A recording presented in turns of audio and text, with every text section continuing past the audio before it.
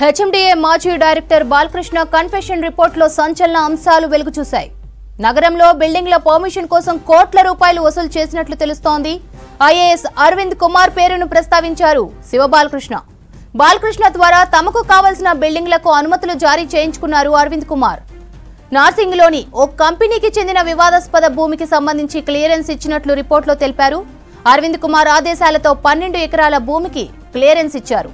దీనితో పాటు నర్సింగ్లో ఓ ప్రాజెక్టు అనుమతికి 10 కోట్లు డిమాండ్ చేశారు ఐఏఎస్ అరవింద్. డిమాండ్ చేసిన 10 కోట్లలో సదరు వ్యక్తి ₹1 కోటి చెల్లించినట్లు తెలుస్తోంది. మహేశ్వరంలోని మరో బిల్డింగ్ అనుమతి కోసం ₹1 కోటి డిమాండ్ చేశారు. సహకరించినందుకు బహుమతిగా బాలకృష్ణకు అరవింద్ ఒక ప్లాట్ ను బహుమానంగా ఇచ్చినట్లు కన్ఫెషన్ రిపోర్టులో తేలింది. హెచ్ఎండిఏ మాజీ డైరెక్టర్ బాలకృష్ణ కన్ఫెషన్ రిపోర్టులో సంచలన అంశాలు వెలుగు చూశాయి. నగరంలో బిల్డింగ్ల పర్మిషన్ కోసం కోట్ల రూపాయలు వసూలు చేసినట్లు తెలుస్తోంది. ఐఏఎస్ అరవింద్ కుమార్ పేరును ప్రస్తావించారు శివబాలకృష్ణ. బాలకృష్ణ ద్వారా తమకు కావాల్సిన బిల్డింగ్లకు అనుమతులు జారీ చేయించుకున్నారు అరవింద్ కుమార్. నార్సింగ్లోని ఓ కంపెనీకి చెందిన వివాదాస్పద భూమికి సంబంధించి క్లియరెన్స్ ఇచ్చినట్లు రిపోర్టులో తెలిపారు. అరవింద్ కుమార్ ఆదేశాలతో 12 ఎకరాల భూమికి క్లియరెన్స్ ఇచ్చారు. దీనితో పాటు నార్సింగ్లోని ఓ ప్రాజెక్టు అనుమతికి 10 కోట్లు డిమాండ్ చేశారు ఐఏఎస్ అరవింద్. డిమాండ్ చేసిన 10 కోట్లలో సదరు వ్యక్తి ₹1 కోటి చెల్లించినట్లు తెలుస్తోంది. మహేశ్వరంలోని మరో బిల్డింగ్ అనుమతి కోసం ₹1 కోటి డిమాండ్ చేశారు. సహకరించినందుకు బహుమతిగా బాలకృష్ణకు అరవింద్ ఒక ప్లాట్ ను బహుమానంగా ఇచ్చినట్లు కన్ఫెషన్ రిపోర్టులో తేలింది. ఇక దీనికి సంబంధించిన డీటెయిల్స్ అజయ్ అడిగి తెలుసుకుందాం. అజయ్, బాలకృష్ణ కన్ఫెషన్ రిపోర్టులో ఏముంది? హెచ్ఎండిఏ మాజీ డైరెక్టర్ శివబాలకృష్ణ అవినీతికి పాల్పడ్డాడు, ఆదాయం మించిన ఆస్తుల్ని కూడా పెట్టుకున్నాడు అనే అభియోగాలు వచ్చిన నేపథ్యంలో ఏసీబీ అధికారులు సోదాలు నిర్వహించడం, సోదాల్లో పెద్ద మొత్తంలో అటు నగదుతో పాటు కొన్ని ప్రాపర్టీస్ని కూడా గుర్తించిన విషయం తెలిసిందే. దాని తర్వాత శివబాలకృష్ణని 8 రోజుల పాటు కూడా ఏసీబీ అధికారులు కస్టడీలోకి తీసుకొని విచారించారు. కస్టడీ విచారణలో చాలా కీలకమైన సమాచారము ఈ అవినీతికి సంబంధించి కావచ్చు, లేకపోతే ముడుపులు తీసుకొని అనుమతులు ఇచ్చారు హెచ్ఎండిఏకి సంబంధించి, దాంట్లో కొన్ని బిల్డింగ్స్కి అనే దానిపైన పూర్తి స్థాయిలో 8 రోజుల కస్టడీ విచారణలో భాగంగా శివబాలకృష్ణ నుండి ఏసీబీ అధికారులు చాలా క్రెడిబుల్ ఇన్ఫర్మేషన్ అయితే తీసుకున్నారు. అందులో భాగంగా కన్ఫెషన్ రిపోర్ట్, శివబాలకృష్ణ అయితే కన్ఫెషన్ సంబంధించి రిపోర్ట్ ఏదైతే ఉందో అందులో చాలా సంచలనమైన విషయాలు ప్రస్తుతము తెరపైకి వస్తున్నాయి. అందులోనూ ఐఏఎస్ అధికారి అరవింద్ కుమార్ పేరు చాలా ప్రముఖంగా శివబాలకృష్ణ కన్ఫెషన్ రిపోర్ట్లో పలుమార్లు చెప్పినట్లు కూడా ఇప్పటికే కన్ఫెషన్ రిపోర్ట్ చెప్తుంది. ముఖ్యంగా నార్సింగి పరిధిలో ఉన్నటువంటి ఒక 12 ఎకర్స్ సంబంధించిన ల్యాండ్ అది డిస్ప్యూట్స్లో ఉంది. అటు లీగల్ ఇష్యూస్ కూడా కొన్ని ఉండే. సో ఆ లీగల్ ఇష్యూస్ సంబంధించి ఆ డిస్ప్యూట్ అన్నింటినీ కూడా హెచ్ఎండిఏ ఎవరైతే కమిషనర్ సంబంధించి చంద్రయ్య అని ఉన్నారో అతన్ని ఇన్వాల్వ్ చేసి అతని ఇన్వాల్వ్మెంట్ తోటి అరవింద్ కుమార్ దాన్ని సాల్వ్ చేయడము, ఆ ఇష్యూని సాల్వ్ చేసిన తర్వాత 10 కోట్ల రూపాయలు లంచము డిమాండ్ చేశారు. 10 కోట్ల రూపాయలు లంచం డిమాండ్ చేస్తే ఆ సదరు కంపెనీకి సంబంధించి ఏదైతే ఉదయ ఎస్ఎస్వి ప్రాజెక్ట్ సంబంధించి ప్రతినిధి ఒక వ్యక్తి ఎవరైతే ఉన్నారో షేక్ సైదా అనే వ్యక్తి ఇటు శివబాలకృష్ణ నివాసానికి ₹1 కోటి తీసుకొని వచ్చాడు. ఆ ₹1 కోటి శివబాలకృష్ణకి ఇచ్చాడు. అదే రోజు శివబాలకృష్ణ అరవింద్ కుమార్ నివాసానికి, జూబ్లీ హిల్స్లో ఉన్నటువంటి ఐఏఎస్ అరవింద్ కుమార్ నివాసానికి వెళ్ళి ఆ ₹1 కోటి ఇచ్చినట్టు శివబాలకృష్ణ కన్ఫెషన్ రిపోర్ట్లో ప్రస్తుతము దాన్ని కూడా పొందుపరిచారు. దాంతోపాటు బాచుపల్లికి సంబంధించిన మరో ల్యాండ్లో కూడా క్యూమార్ట్ రాహుల్ అనే వ్యక్తి శివబాలకృష్ణకి ₹1 కోటి డబ్బులు బ్రైబ్గా లంచం ఇచ్చాడు. అటు అరవింద్ కుమార్ దాన్ని డిమాండ్ చేసినందుకు శివబాలకృష్ణకి క్యూమార్ట్ రాహుల్ అనే వ్యక్తి ₹1 కోటి తీసుకొని వచ్చి ఇచ్చిన తర్వాత అవి కూడా సేమ్ అదే రోజు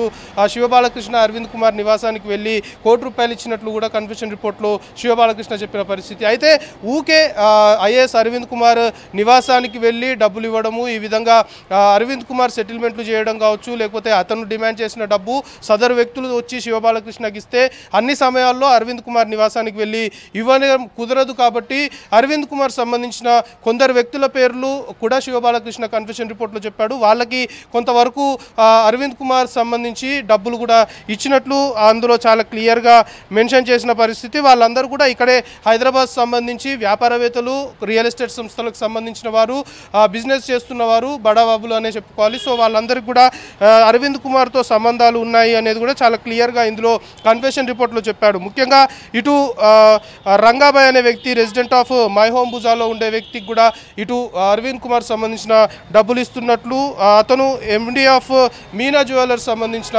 ఎండీగా కూడా కన్ఫెషన్ రిపోర్ట్లో శివబాలకృష్ణ చెప్పాడు. దాంతోపాటు రవి రమేష్ అనే వ్యక్తి కేశినేని ప్రాజెక్ట్ సంబంధించిన వ్యక్తి, దాంతోపాటు మాధవ్ రెడ్డి ఏదైతే క్లోజ్ అసోసియేట్ అతడు Sudhakar resident of LB Nagar. So వీళ్ళందరికీ కూడా అరవింద్ కుమార్ సంబంధించి అరవింద్ కుమార్ ఏదైతే సెటిల్మెంట్లు చేస్తాడో ల్యాండ్కి సంబంధించి హెచ్ఎండిఏ పరిధిలో బడా బడా నిర్మాణాలకు అనుమతులు ఇవ్వడము, ముఖ్యంగా ఔటర్ రింగ్ రోడ్ సంబంధించి శివారు ప్రాంతాల్లో ఉన్న భూముల విలువలు, అక్కడ ఉన్న భూములకు సంబంధించి డిస్ప్యూట్స్ అన్నింటిలో కూడా ఐఏఎస్ అరవింద్ కుమార్ నేరుగా పాల్గొన్నాడు అనేది కూడా శివబాలకృష్ణ కన్ఫెషన్ రిపోర్ట్లో చెప్పాడు. దాంతోపాటు చాలా ల్యాండ్స్ సంబంధించి ఇటు ఎల్బీ నగర్ కావచ్చు, లేకపోతే ఇతరేతర మహేశ్వరం ప్రాంతంలో కావచ్చు, మనం చెప్పుకుంటున్నట్లు శివారు ప్రాంతాల్లో ఉన్న ల్యాండ్స్ సంబంధించి ముఖ్యంగా అక్కడ నిర్మాణాలు ఇప్పుడు ఏదైతే బడా నిర్మాణాలు మనము సిటీ అవుట్స్కట్స్లో చూస్తున్నామో ఆ నిర్మాణాలకు సంబంధించి భారీ ఏదైతే రియల్ ఎస్టేట్ సంస్థలకు సంబంధించి వాళ్ళందరితో కూడా అరవింద్ కుమార్ డీల్ కుదుర్చుకొని డిస్ప్యూట్స్ ఉన్న ల్యాండ్స్ అనుకోవచ్చు, లేకపోతే లీగల్ ఇష్యూస్ ఉన్న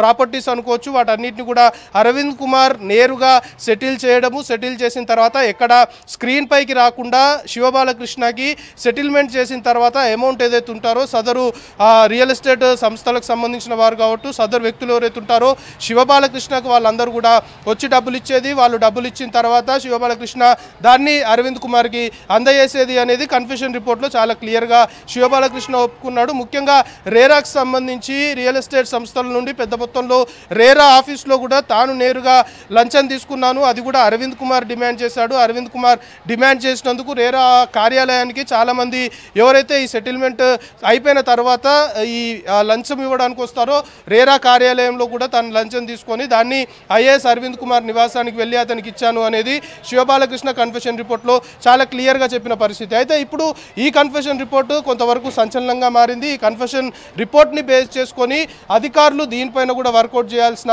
అవసరం ఎంతైనా ఉందని అధికారులు భావిస్తున్నారు. ఇప్పటికే ఏసీబీ అధికారులు కొన్ని టీమ్స్ కూడా ఫామ్ అయిపోయి రంగంలోకి దిగినట్లు మనకు సమాచారం ఉంటుంది. ఎందుకంటే ఐఏఎస్ అరవింద్ కుమార్ పేరు తెరపైకి వచ్చింది. కన్ఫెషన్ రిపోర్ట్లో మొత్తం కూడా ఐఏఎస్ అరవింద్ కుమార్ లంచము డిమాండ్ చేశాడు. ఆ లంచం డిమాండ్ చేసిన తర్వాత సెటిల్మెంట్ చేసిన తర్వాత ఆ డబ్బులు నేను తీసుకునేవాడిని, నేను తీసుకొని అరవింద్ కుమార్కి ఇచ్చేది అని కన్ఫెషన్లో శివబాలకృష్ణ చెప్పాడు. కాబట్టి కన్ఫెషన్ రిపోర్ట్ని బేస్ చేసుకొని ప్రస్తుతం అధికారులు అదంతా కూడా నిజమేనా కాదా అనే దానిపైన గ్రౌండ్ వర్క్ చేయడంతో పాటు దానికి సంబంధించిన ఆధారాలన్నీ కూడా సేకరించే పనిలో అయితే ప్రస్తుతము ఏసీబీ అధికారులు ఉన్నారు.